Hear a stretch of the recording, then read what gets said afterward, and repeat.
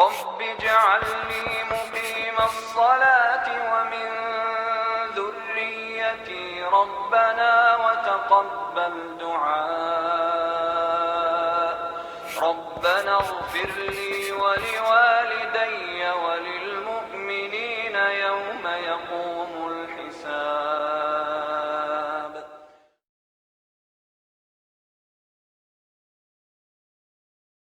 Assalamualaikum warahmatullahi wabarakatuh. Innal hamdalillah nahmaduhu wa nasta'inuhu wa nastaghfiruh wa na'udzu billahi min shururi anfusina wa sayyiati a'malina. May yahdihillahu fahuwal muhtad wa may yudlil falan tajida lahu waliyyan mursyida. Asyhadu an la ilaha illallah wahdahu la syarika lah wa asyhadu anna Muhammadan 'abduhu wa rasuluhu alladzi la nabiyya ba'dah.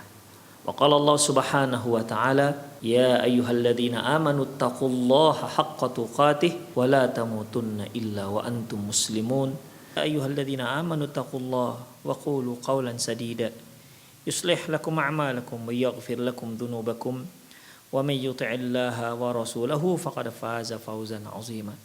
Ya ayyuhan nasu taqu rabbakumul ladzi khalaqakum min nafsin wahidah wa khalaqa minha zawjaha وبث منهما رجالا كثيرا ونساء واتقوا الله الذي تساءلون به والأرحام إن الله كان عليكم رقيبا. أما بعد إن أصدق الحديث كتاب الله وخير الهدي هدي محمد صلى الله عليه وسلم وشر الأمور محدثاتها وكل محدثة بدعة وكل بدعة ضلالة وكل ضلالة في النار. Kaum muslimin, kaum muslimat, para pemirsa Hafsat TV dimanapun Anda berada, alhamdulillah kita kembali dalam kajian kitab An-Nida ila Murabbin wal Murabbiyat. Sebagaimana yang sudah kita maklumi bahwasanya suatu hal yang dilarang dalam Islam yaitu taklidul a'ma, taklid buta, atau meniru-niru dengan tanpa pertimbangan. Apakah perkara yang ditiru itu bermanfaat ataukah malah bermudarat, membahayakan bagi si pelakunya. Oleh karena itu ikhwah, Islam bukan berarti melarang pemeluknya untuk meniru sesuatu. Boleh. Hanya saja apa yang dia tiru, apa yang sedang dia inginkan, apa yang sedang dia ingin contoh dari seseorang, harus dia timbang dari sisi syariat. Jika syariat membolehkan, maka Anda dipersilakan meniru. Apalagi sampai dilihat banyak manfaatnya untuk kaum muslimin. Bahkan dalam masalah ini para ulama memberikan satu kaidah, man la yutimmul wajibu illa bihi fahuwa wajib. Apa saja yang tidak sempurna suatu kewajiban kecuali dengan sesuatu ini, maka sesuatu ini juga hukumnya wajib. Contohnya, menutup aurat hukumnya wajib, baik terhadap laki-laki maupun perempuan. Berarti dalam menutup aurat perlu ada bahan untuk menutupnya.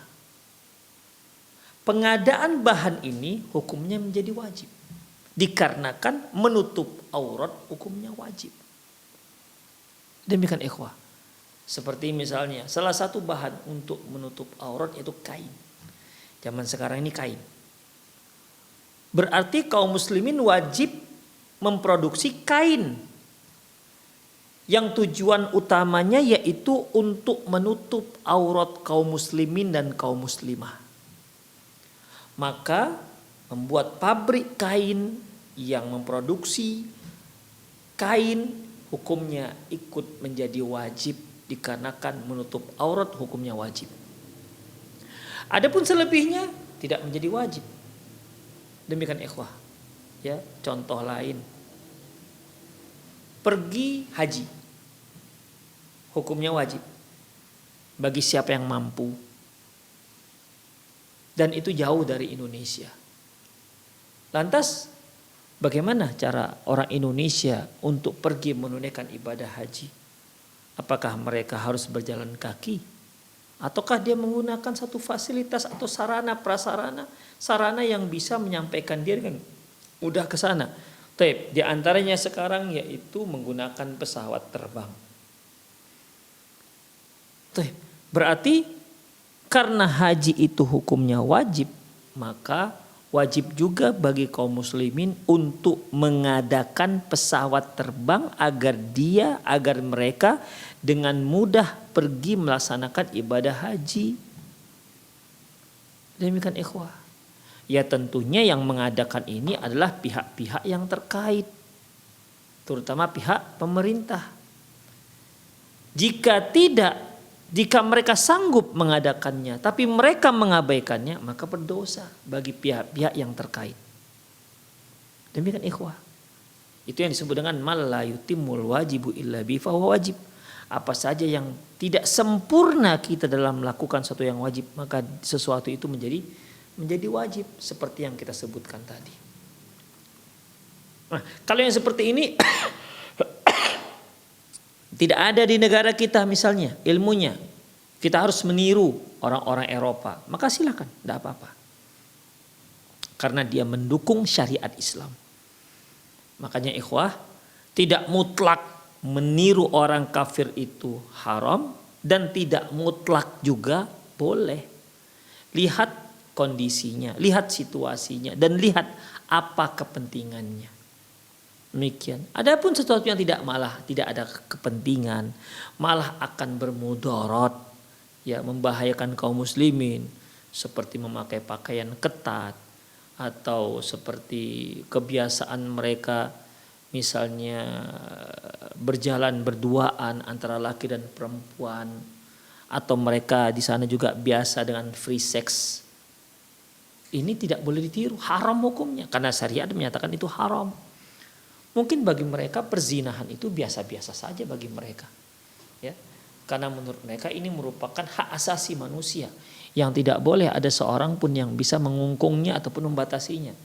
Ya, kalau seorang pria suka dengan si wanita suka dengan pria, silakan mereka berbuat apa saja. Demikian ikhwah. Islam tak seperti itu. Islam itu manusia ciptaan Allah dan Allah menurunkan aturan untuk ciptaannya. Demikian, tidak bisa kita sembarangan hidup, karena wa ma khalaqtul jinna wal insa illa liya'budun. Tidak aku ciptakan jin dan manusia kecuali hanya untuk beribadah kepadaku. Jadi Anda sebagai manusia, Anda sebagai makhluk Allah, Anda harus taat kepada Allah. Karena tugas Anda hanya beribadah kepada Allah Subhanahu wa taala, bukan hidup bebas tanpa aturan syariat. Syariat inilah yang menjadikan manusia itu benar-benar menjadi seorang manusia yang dia itu hidup. Kalau tidak, gak ada bedanya dia dengan mayit. Tidak ada bedanya dia dengan hewan ataupun binatang ternak. Kalau manusia melakukan free sex, melakukan hubungan badan tanpa ada ikatan pernikahan, tanpa ada hak dan tanggung jawab. Terus apa bedanya dia dengan kambing? Bahkan bisa lebih parah dia dengan kambing. Demikian. Kalau kambing mungkin dia ada musim-musim kawin. Kalau manusia tidak ada musim kawinnya. Dia kawin terus. Seberapa besar parahnya manusia kalau dia tidak dikungkung, tidak diatur oleh hukum syariat. Makanya ikhwah rahimanallah wa iyyakum, yang kita sayangkan sekarang ini, ilmu-ilmu yang bermanfaat tidak begitu digandrungi, tapi keburukan-keburukan itu sangat digandrungi. Ini yang disebut Rasulullah SAW, la tattabi'anna sunanal ladzina min qablikum shibran bi shibrin, zira'an bi zira'in, hatta law dakhalu hujra dabbil dakhaltumuh. Kalian akan mengikuti suatu kaum sejengkal demi sejengkal, sehasta demi sehasta, sampai-sampai kalau mereka masuk ke lubang biawak, kalian dengan tanpa segan-segan ikut mengikuti mereka masuk ke lubang biawak. Sahabat bertanya, Ayahud wan Nasara, apakah yang Anda maksud yang diikuti kaum muslimin itu adalah Yahudi dan Nasrani? Rasulullah menjawab, faman, kalau enggak mereka siapa lagi? Demikian ikhwan, mengikuti ke lubang biawak. Itulah dia. Makanya Islam melarang kita meniru orang-orang kafir. Mereka yang meniru orang kafir itu tidak akan mendapatkan kemuliaan. Allah telah memuliakan kaum muslimin. Tapi ketika orang muslim meniru orang kafir, maka yang akan dia dapat malah kehinaan. Walillahil izzatu walirasulihi wal mu'minin. Sungguhnya kemuliaan itu milik Allah, milik Rasulnya, dan milik orang-orang yang beriman. Ikhwati fillah rahimakumullah. Sebagaimana yang telah kita bahas bahwasanya kebiasaan orang kafir yang ditiru seperti kaum muslimin mengikuti mereka karena mereka terbiasa memakai cincin emas misalnya. Ya. Dalam Islam dilarang jelasnya. Ya, dilarang. Maka kaum muslimin tidak boleh melakukannya, tidak boleh memakai cincin dari emas, tidak boleh memakai sesuatu yang terbuat dari emas, karena itu hanya dihalalkan untuk kaum wanita. Demikian ikhwah. Mengapa mereka suka meniru seperti itu?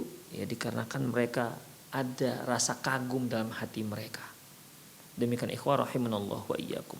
Ya. Kemudian kalau kita mau mengikut, cobalah ikut hal-hal yang sifatnya positif seperti teknologi. Kita meniru bagaimana mereka membuat komputer. Kita meniru bagaimana mereka buat software. Kita meniru mereka bagaimana cara membuat pesawat terbang. Kita meniru mereka bagaimana cara mereka membuat senjata-senjata yang modern. Kita meniru mereka bagaimana cara mereka membuat pabrik-pabrik yang modern. Pabrik mobil, pabrik sepeda motor, pabrik senjata. Itu tidak apa-apa ditiru karena itu akan akan memberikan kewibawaan di kalangan kaum muslimin. Itulah ikhwah azinallahu wa iyyakum. Di samping itu kita juga dilarang oleh Islam meniru teman-teman kita sesama muslim kalau hal itu hal yang buruk. Ya. Kalau hal itu hal yang buruk, seperti kalau kita lihat teman kita itu suka berbohong dalam perdagangan. Ya, maka kita nggak boleh meniru mereka dengan alasan sekarang ini mencari yang halal saja susah, yang mencari yang haram saja susah, apalagi yang halal. Demikian ikhwah. Sekarang ini mencari yang haram saja susah, apa yang halal? Itu kata mereka. Kaum muslimin banyak yang ikut-ikut latah mengucapkan ucapan yang sama. Na'udzubillahi min dzalik. Ikhwah rahimani Allah wa iyyakum. Ya. Ketika kita nasihati jangan berbohong ketika berdagang. Man ghasyana falaisa minna. Barang siapa yang membohongi kami maka tidak termasuk kelompok kami. Lantas ketika dinasihati semua orang sekarang main bohong. Yang banyak pada jual beli yang KW misalnya. Kita tidak boleh mengikuti cara-cara mereka yang salah dalam mencari rezekinya Allah Subhanahu wa taala. Tapi kita tidak dapat untung. Inilah seseorang yang tidak bertawakal kepada Allah Subhanahu wa taala. Seolah rezekinya dia yang ngatur, bukan Allah Subhanahu wa taala yang ngatur. Apakah ketika Anda lihat ada orang-orang para pembohong-pembohong itu melakukan perdagangannya, muamalah dengan cara berbohong, lantas dia menjadi kaya raya? Belum tentu juga. Yang jelas berdosa, benar. Tapi apakah kaya raya? Belum tentu juga. Demikian. Apakah seorang yang jujur pasti dia miskin, bangkrut? Belum tentu juga. Demikian ikhwah rahimani Allah wa iyyakum. Ya, jadi kita tidak boleh meniru-niru masyarakat, meniru orang yang ada di sekitar kita, masyarakat yang ada di sekitar kita kalau mereka terbiasa melakukan sesuatu yang buruk. Demikian ikhwah rahimanallah wa iyyakum. Kemudian juga kita telah bahas jangan menyerupai pakaian orang-orang yang kafir. Cara berpakaiannya, model pakaiannya jangan mengikuti cara berpakaian mereka. Jangan mengikuti cara berfashion mereka. Jangan. Itu dilarang dalam Islam. Demikian ikhwah rahimanallah wa iyyakum. Baik, selanjutnya ikhwah, ilal muallimati wal mudarrisat. Ditujukan kepada para guru. Inna tawjihal mutaqaddim lil murabbin wal muallimin yantabiqu 'alal murabbiyat wal muallimat min haitsu sifatil lati yatahalla bihal mudarrisun. Sesungguhnya pengarahan dan penjelasan yang lalu-lalu itu ya itu ditujukan kepada para guru. Ditujukan pada para guru. Baik guru laki-laki maupun guru perempuan sama posisinya. Sama aturannya. Wa wajibatuhum ghairu dzalika minal wa wajibatihim ghairu dzalika minal umuril muhammad taqaddam. Dan kewajiban-kewajiban mereka sama. Seorang guru laki-laki sama memiliki kewajiban yang sama terhadap dengan guru perempuan. Sama saja ikhwah. Pada dasarnya itu mirip ya. Yang satu yang kewajiban guru laki-laki dan kewajiban guru perempuan. Wa wajibatihim fi ghairi dzalika minal umuril muhimmati allati taqaddamat. Dan kewajiban-kewajiban mereka dari perkara-perkara yang penting sebagaimana telah disebutkan di kajian lalu. Wa yazidu 'alaiha umur muhimmah tata'allaqu bil muallimati wal mudarrisat. Dan akan bertambah penting lagi kalau hal itu berkaitan dengan guru laki-laki, guru perempuan. Berikutnya al-hijab, hijab. Kerudung lah kita katakan sekarang. Alal muallimati wal mudarrisati an tadkhulal madrasata wal fasla bihijabin kamilin.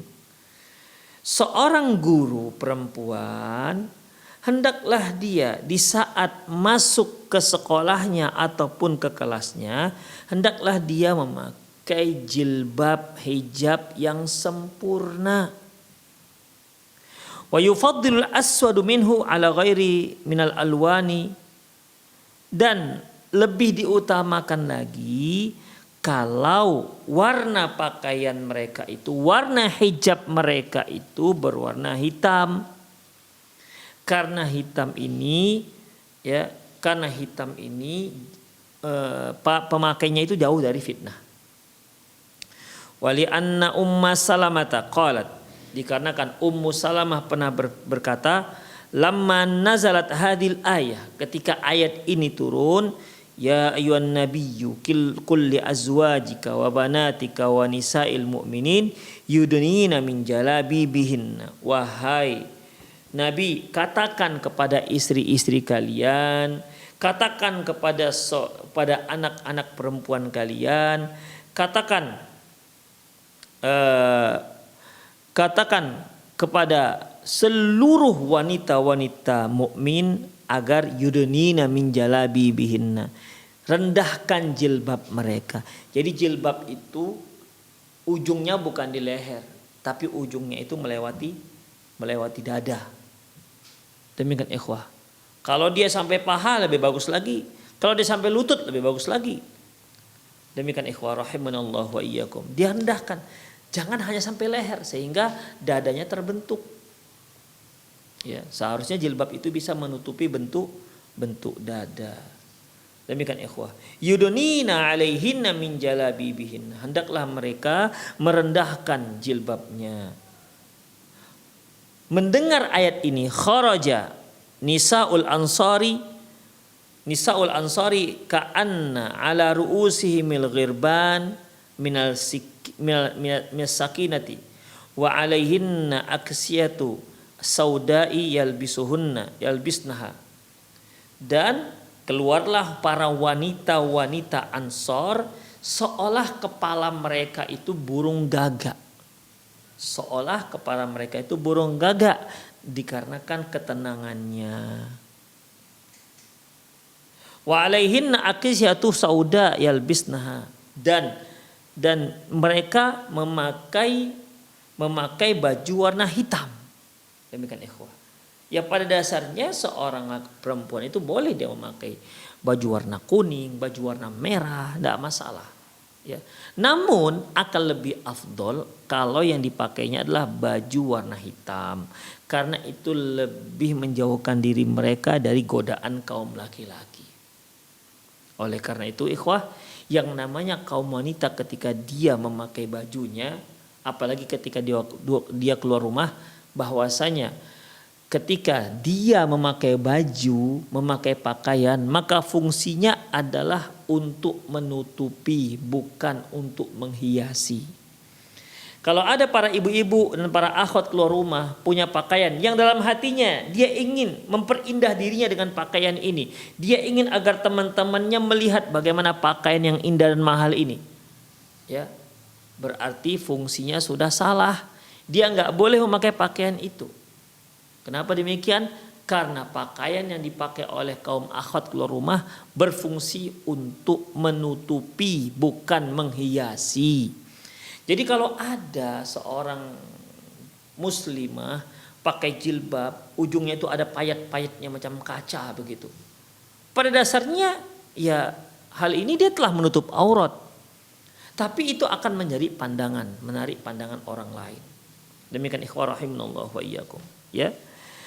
Wal muallimatu wal mudarrisatu idza dakhalatil madrasata wal fasla bihijabin wahsyamatin wa waqarin ba'idatun 'anil zinati al-mustani'ati al-wajhiha kanat mithalan 'ilmiyan 'amaliyan lit-talibat.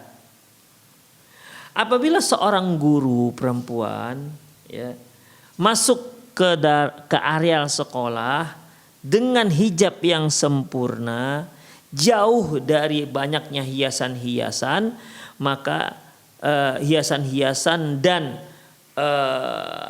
hiasan-hiasan yang ada di wajah mereka atau tidak bermake up lah kita katakan, maka itu akan menjadi contoh yang baik bagi murid-murid perempuan mereka. Contoh yang baik untuk perempuan-perempuan mereka, pelajar-pelajar perempuan. Kemudian ayyaqtadina biha fi libasiha al-islami as-satir. Dengan demikian dia akan mengikuti si wanita yang memakai hijab tersebut dalam memakai pakaian yang islami, ya, dan menutup aurat. Itu ikhwah. Oleh karena itu ikhwah, apabila kita ingin anak-anak murid kita, santri-santri kita, siswa-siswa kita, siswi kita mengikuti kita dalam kebaikan, maka kitalah orang pertama yang melakukannya. Apabila Anda seorang guru perempuan, Anda ingin anak-anak murid Anda memakai jilbab, maka yang pertama Anda jilbabi adalah kepala Anda sendiri. Ya, kepala Anda sendiri. Itu yang pertama wajib sebelum Anda mengajak orang lain untuk berjilbab. Itu ikhwah rahimanallah. Dan ini sangat penting bagi para murid. Karena murid itu banyak ngefansnya kepada guru-gurunya. Bahkan tidak sedikit para murid itu lebih mendengar gurunya ketimbang orang tuanya. Kalau ternyata dia lihat gurunya seperti itu, dia akan tiru. Kalau si murid sempat meniru hal-hal yang buruk dari gurunya, ingat, man sanna sunnatan sayyi'atan fa alaihi wizruhu wa wizru man amila biha. Barang siapa yang mengajarkan suatu sunnah yang buruk, maka dia mendapatkan dosa dan dosa orang yang ikut melakukan dosa tersebut. Demikian ikhwah rahimanallah wa iyyakum. Selanjutnya ikhwah, wa bi aksil muallimatil lati tadkhul madrasah wa dars wa hiya safirah tad'u asbaghu ala wajhiha. Kebalikannya, apabila seorang guru dia masuk ke sekolah dengan wajah yang penuh dengan make up, ya, dengan berbagai macam warna, merah, hijau, biru misalnya, berbagai macam warna telah dioliskan di wajah mereka. Walaysa 'alaiha madharul khashamah wal waqar, dan tentunya tidak akan muncul yang namanya kesan anggun, ya, kesan seorang wanita yang terhormat. Tidak ada kesan seperti itu. Kenapa? Dia ketika dia keluar rumah dia menggunakan makeup, ya. Fasawfa takunu uswatun sayyi'atun lit-talibatiha. Dan hal ini tentunya akan menjadi contoh yang buruk bagi siswi-siswinya. Wa 'alaiha wizruha wa wizru talibatiha. Maka dia mengemban dosanya dan dosa anak-anak murid perempuannya yang mengikuti perbuatannya. Ikut bermekapan misalnya keluar rumah. Tapi kalau dalam rumah nggak ada masalah ikhwah. Bahkan itu sebuah ibadah dan Rasulullah menyuruh kaum wanita itu untuk berhias. Demikian ikhwah rahimanallahu wa iyyakum. Kemudian alal muallimati wal mudarrisati antahutta talibat alal hijab syar'i. Suatu hal yang perlu diperhatikan, seorang guru perempuan hendaklah dia memberi dorongan kepada para siswi-siswinya untuk mengenakan jilbab syar'i. Wa annahu syiarul mar'atil muslimah, karena hal itu merupakan syiarnya para kaum muslimah. Wa tubayyinu lahun syurutul hijabil ladzi huwa fi salahil mar'ati wa takrimun laha kay yahfadhu syarafaha dan atas tugas guru tugas guru laki perempuan menjelaskan syarat-syarat hijab yang dibolehkan dipakai. Seperti yang kita katakan tadi, di Indonesia ada yang pakai hijab itu dikiranya pakai hijab cukup dengan buat topi songkok, dikiranya dia sudah sebagai seorang muslimah, sudah menutup aurat, padahal tidak. Atau meningkat dia memakai jilbab, tapi jilbabnya jilbab yang mencekik leher begini, ujung jilbabnya masuk dalam bajunya. Muridnya juga akan meniru. Atau dia pakai jilbab tapi jilbab segitiga misalnya, ya. Jilbab segitiga pendek sampai punggung, kadang-kadang ujung rambutnya juga masih nampak. Atau lebih lumayan yaitu yang memakai jilbab sampai sepusar misalnya, tertutup semua. Lebih lumayan lagi kalau dia sampai pinggang atau sampai betis. Demikian ikhwah. Jadi dalam masalah ini si murid meniru apa yang dipakai oleh sang guru. Demikian ikhwah rahimanallahu wa iyyakum. Jadi dia harus menceritakan, mengajarkan kepada anak muridnya apa syarat orang yang memakai hijab. Seperti yang telah kita pelajari, seperti dia harus menutup seluruh auratnya. Yang kedua tidak boleh transparan. Yang ketiga tidak boleh ngeplek, artinya sempit, ya, tidak boleh sempit. Yang keempat tidak boleh menyerupai orang kafir. Yang kelima tidak boleh dia menjadi pakaian syuhrah. Ya, pakaian syuhrah ini pakaian yang mencuri pandangan perhatian orang banyak. Kemudian, ya, dengan demikian hijab itu akan menjaga kemuliaannya. Nomor 2, isti'abul hijab li jamil badan hatta al-wajha wa launuhu aswad. Memakai jilbab di mana menutupi seluruh badan sampai wajahnya, dan yang terbaik adalah memakai yang warna hitam, kata penulis. Ya. Wala yajuzu idharul libas allati tahtal hijab. Tidak boleh kita menampakkan pakaian yang ada di bawah jilbab kita. Enggak dibolehkan. Nomor 3, alla yatashabbahul hijabi malabisar rijal. Jangan sampai hijab itu menyerupai pakaian laki-laki. Linnahil warid anhu fi hadisi la'anallahu al-musyabbihatu minan nisa'i birrijal. Berdasarkan hadis yang menunjukkan Rasulullah sallallahu alaihi wasallam mengatakan la'anallahu al-musyabbihatu bin nisa, Allah melaknat laki-laki yang menyerupai kaum wanita. La'anallahu al-musyabbihatu minan nisa'i birrijal. Allah melaknat wanita-wanita yang menyerupai kaum laki-laki. Demikian ikhwah. Jadi hijab yang dimaksud itu jangan sampai hijab seperti hijabnya orang laki-laki.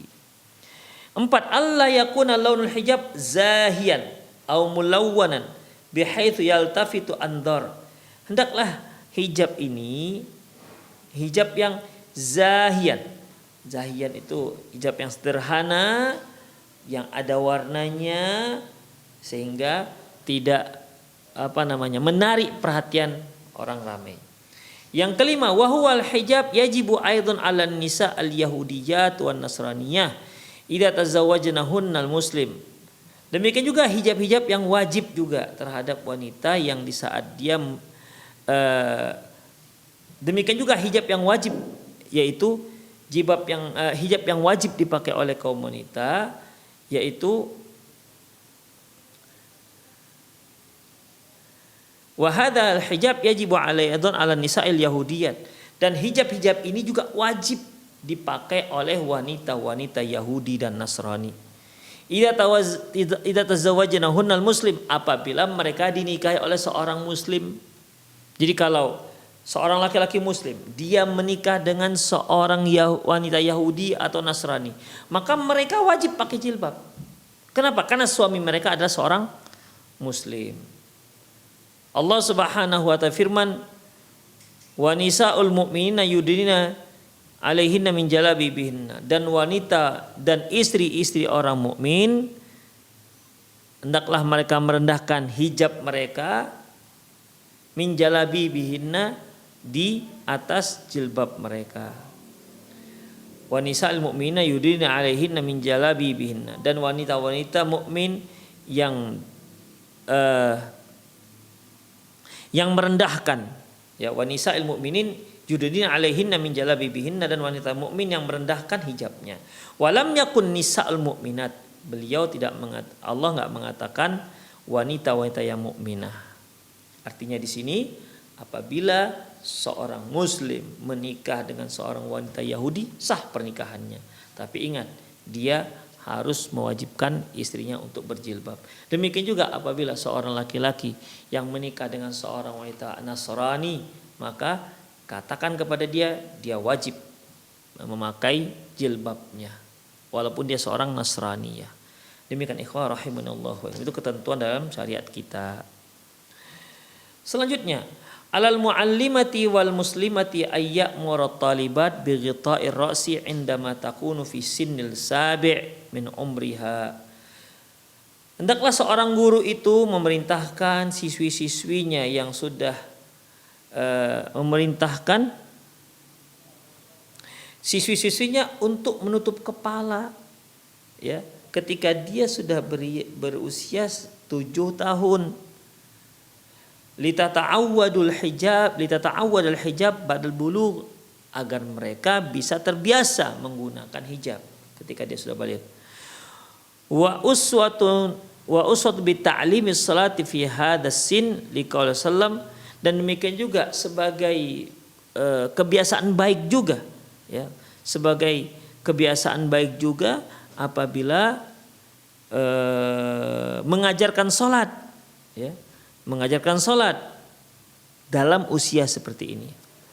Sebagaimana sabda Nabi sallam, muru auladakum bis salati wa hum fi abna'i sab'i sinin. Perintahkan anak kalian salat di saat mereka berusia 7 tahun. Wadribuhum 'alaiha wa hum abna' 10 sinin, dan pukul dia, ya, di saat mereka sudah berusia 10 tahun. Jadi kalau kita punya anak 7 tahun, kita biarkan saja, tidak kita suruh salat, maka kita menjadi berdosa karena kita wali mereka. Demikian ikhwah rahimanallahu wa iyyakum. Ya, jadi itu terkait dengan anak yang sudah berusia 7 tahun, wajib untuk sholat, berarti juga wajib untuk menutup auratnya. Kemudian wadribu alaihim fi abna'i asyasinin, dan pukul mereka kalau sudah 10 tahun juga masih belum sholat, ya.